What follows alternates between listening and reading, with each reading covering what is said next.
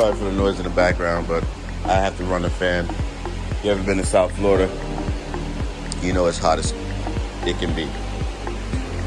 I'm gonna be making my solid floorboard today. It's not gonna be 3 pieces or 2 pieces.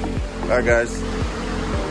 So just the finished board, sanded it, cut it to size, re-sanded it again, and I think I'm gonna go with the same middle concept of installing the foam first and then wrapping it with the